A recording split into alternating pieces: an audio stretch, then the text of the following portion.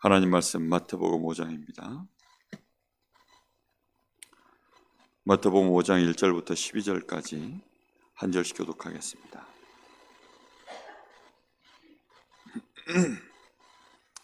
예수께서 무리를 보시고 산에 올라가 앉으시니 제자들이 나아온지라.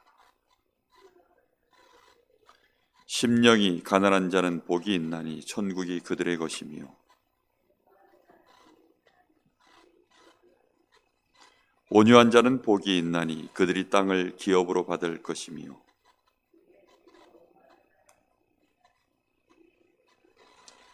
긍휼히 여기는 자는 복이 있나니 그들이 긍휼히 여김을 받을 것이며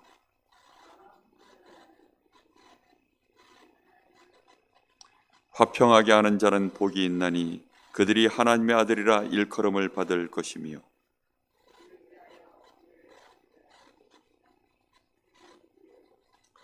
나로 말미암아 너희를 욕하고 박해하고 거짓으로 너희를 거슬러 모든 악한 말을 할 때에는 너희에게 복이 있나니 기뻐하고 즐거워하라. 하늘에서 너희의 상이 큼이라. 너희 전에 있던 선지자들도 이같이 박해하였느니라. 아멘. 박해를 받는다는 것은 육신적으로 따져봐도 적과 아군이 선명하게 구분되어진 상황일 때 그런 일이 벌어집니다. 우리가 일본 사람이었으면 저 일본 가서 살면 아무 문제 없이 살죠. 근데 한 번은 보니까 일본에서 뭐 축구 천재라고 할 만큼 그렇게 일본에서 인정을 받고 일본 정말 많은 일본 사람들이 우리 일본도 드디어 대단한 인물이 하나 나왔구나 막 이럴 정도로 칭송을 받던 사람이었는데 그래서 청소년 시절 국가대표도 하고 근데 중간에 갑자기 이 사람에게 여론이 돌아섰어요. 알고 봤더니 이 사람이 위에 할아버지가 그러니까 위에 3대 위에 어른이 한국 사람이었던 거예요.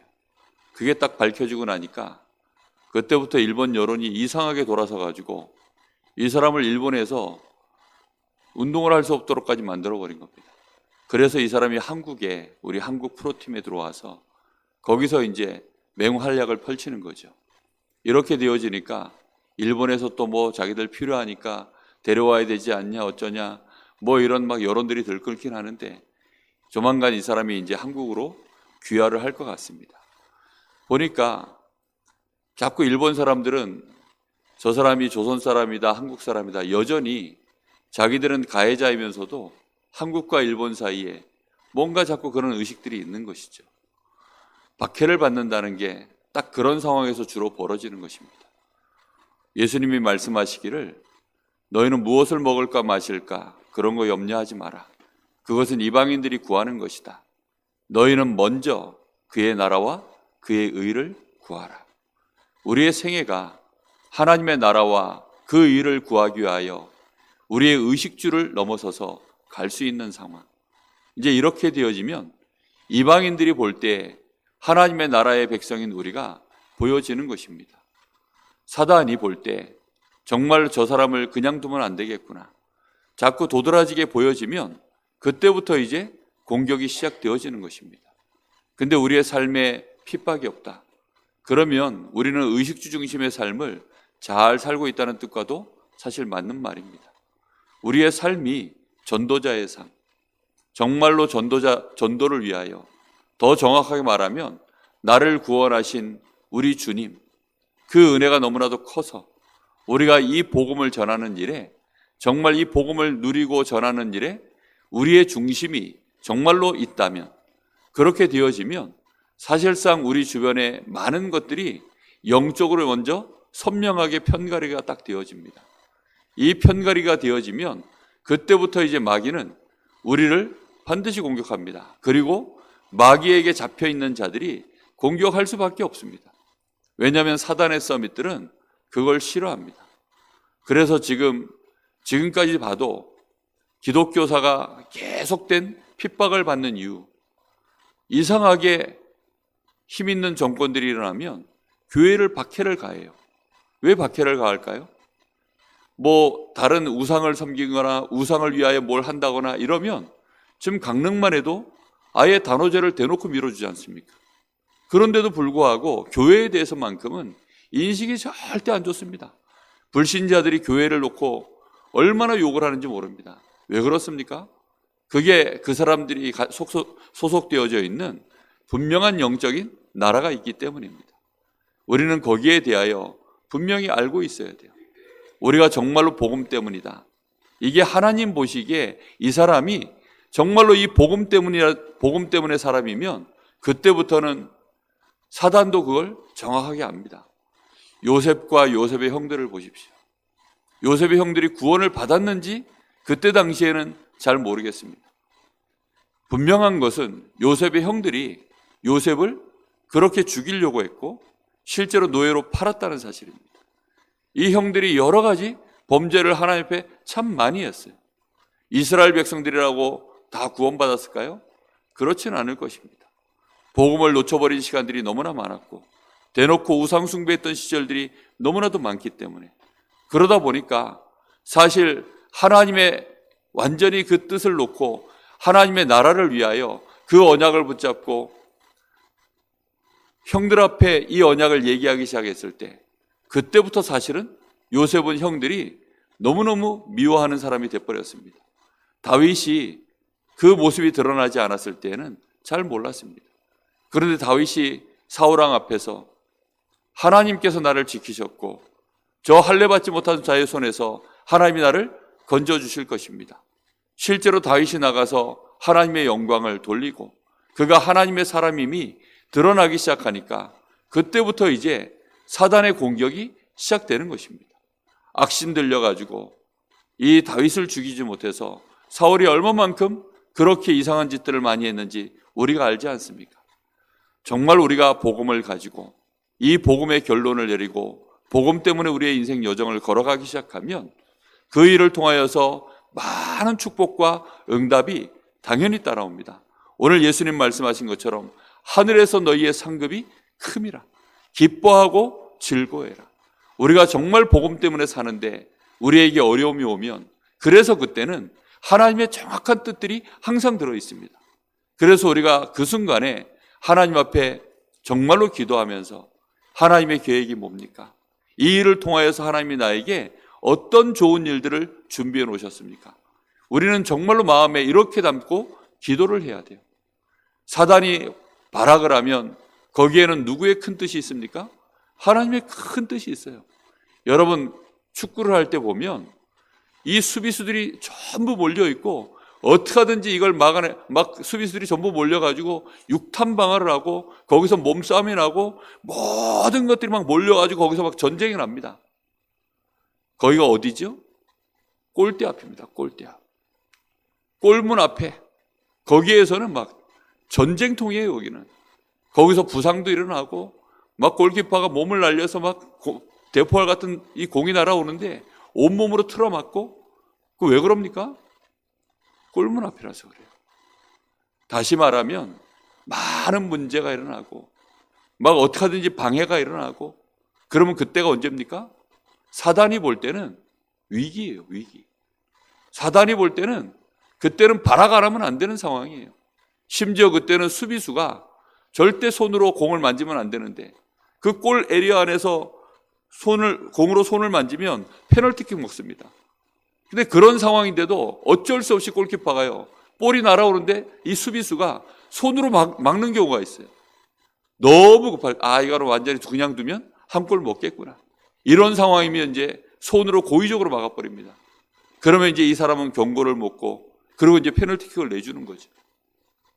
그래도 어쩔 수가 없어요. 왜입니까? 골 먹으면 지는데요. 마귀는 총동원합니다. 정말로 우리가 복음의 중요한 하나님의 계획과 이 시간표가 우리 앞에 있으면 마귀는 그걸 너무나 잘 알기 때문에 어찌하든지 그걸 막으려고요. 저는 지금 생각해봐도 그렇습니다. 이 강릉에 복음 전하는 정말 오직 복음 때문에 교회 하나가 세워져야 되는데 그거 할 사람이 없는 거예요. 그거 할 교회가 없는 겁니다. 근데 강릉중앙 침례교회 이 교회가 복음 전하는 교회 하나를 남겨야 되겠다.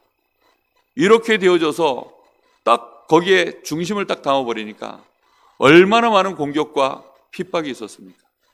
저는 지금도 그것 때문에 법적인 싸움하고 그것 때문에 뭐 말도 안 되는 막 하는 이런 일들이 있었던 에피소드를 듣고 있으면 야, 정말 해도 너무하는구나. 이런 것들이요. 아니 정상적인 사람이라면 하지 말아야 될 짓들을 그때는요 막 하는 거예요. 마치 정신 나간 사람들처럼. 정신이 없죠. 골대 앞에 볼이 들어가느냐 마느냐 이 상황 벌어지면 정신이 없어요. 마귀가 볼 때는 정신없을 수밖에 없는 상황입니다. 정말 우리 교회 성도들 승리하신 분들 얘기 들어보면 정말 남편들이 해도 너무하는 이런 얘기들 많이 듣습니다. 예배 드리고 있는데 막 남편이 와가지고 이름 불러가지고 누구야 나와라 막 이런 거, 그런 얘기는 흔한 얘기고 보니까 그런 핍박들을 많이들 받았더라고요. 아니 상식적으로 사람이 다 알잖아요. 교회가 어떤 곳이고 교회가 뭐 하는 곳이고 그 시간에 예배하는 시간이 그 시간에 어떤 시간인지 다 알 텐데 그 창피하지도 않을까요? 근데요 정신이 나간 거예요. 완전히 이미 정신을 잃어버리고 이 순간 이대로 두면 큰일 나겠다 싶으니까 마귀가 별짓을 다 하는 것입니다. 할 수만 있다면 집안에 연약한 자 하나라도 부뜨러뜨리고 연약한 자 하나라도 무너뜨려 가지고 그렇게 가지고는 막 집안을 회방을 하고 무슨 방법을 써서든지 교회를 회방하고 더 안 되면 이제 권력자들을 이용하고 아예 통치자들을 이용하고 아예 흑암의 이 어둠의 세력들을 총동원하고 아예 흑암 이 악한 영들 종교단체들을 이용해서 그렇게 해서 교회를 무너뜨리려고. 그게 사단이 하는 정말 최고의 발악입니다. 우리는 그런 일들을 경험했고 또 그런 일을 경험한 자들이 모여있는 교회요. 우리 단체가 바로 그러합니다. 왜 그러할까요? 그거는 반증입니다. 우리가 정말로 건전하게 한국교회도 이제는 인정할 수밖에 없을 그런 역사를 지금 가지고 있습니다.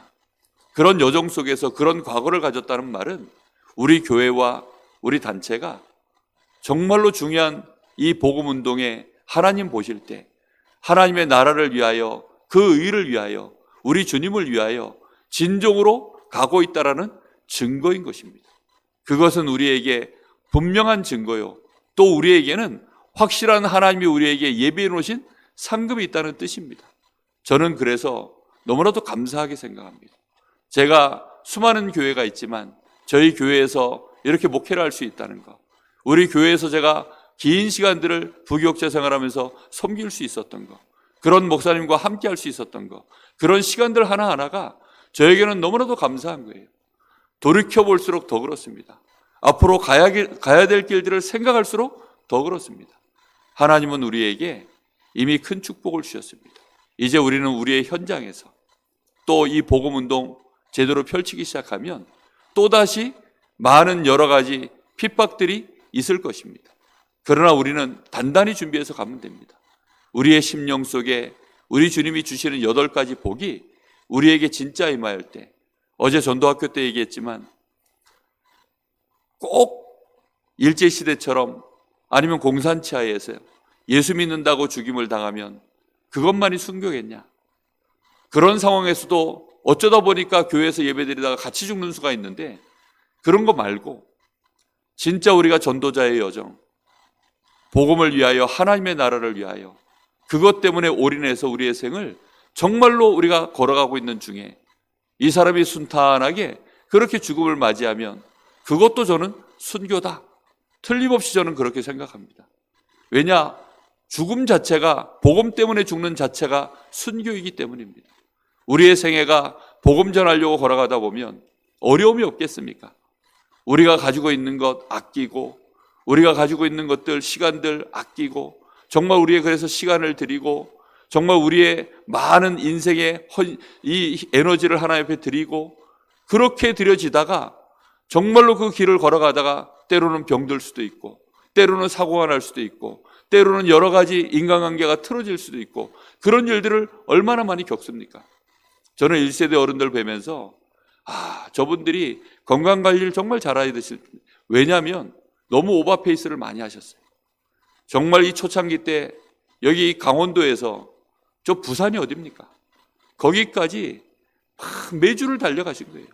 매주 거기까지 달려갔다 오고 그러니 몸이 축나지 않겠습니까?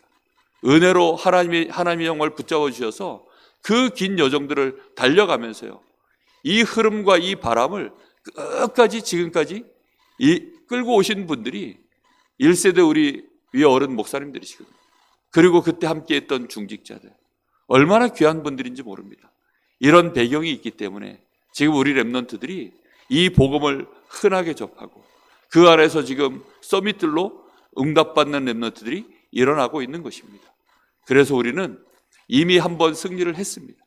이제 이 승리의 싸움이 계속 되어지는 그런 발판을 이제 하나님께서 우리 앞에 이미 만드셨기 때문에 우리는 이 여정을 이 발판 위에서 이제 정확하게 이어받아서 잘 가면 될 줄로 믿습니다.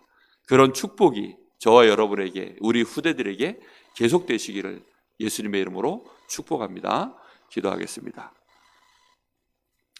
하나님 감사합니다. 우리에게 주신 이 은혜가 너무나도 큼을 고백합니다. 한 시대에 우리가 구원받은 것도 감사한데 이 복음 때문에 하나님의 나라를 위하여, 우리 주님을 위하여 감히 우리가 박해를 받을 수 있는 그런 사람들이 된다면 그것이 얼마나 영광이 되겠습니까? 사단이 지금까지 두려워하는 자가 없고 사단이 마음껏 교회를 놀이터 삼아서 뛰놀고 있는 이런 시대 속에 하나님, 사단이 두려워하는 교회, 사단이 무릎 꿇을 수밖에 없는 교회, 하나님, 저희 교회가 그런 교회로, 진정 힘 있는 교회로 응답받기를 소원합니다. 우리 성도들 한 사람 한 사람이 그런 증인들 되게 하옵소서. 우리 모든 렘넌트들이 전 세계에 나아가 사단의 조직을 무릎 꿇게 만들 수 있는 영적인 서밋, 기능 서밋, 문화 서밋으로 서도록 축복하여 주시옵소서. 정말로 하나님이 우리가 이 일을 위하여 분명히 핍박을 받은 것을 아시오니 하늘에서 그 상급이 크다라고 하신 그 증거들이 이제 우리 후대들에게 일어나기를 소원합니다. 우리 교회의 그 증거들이 일어나게 하여 주시옵소서. 살아계신 우리 주님 예수님의 이름으로 기도하옵나이다. 아멘.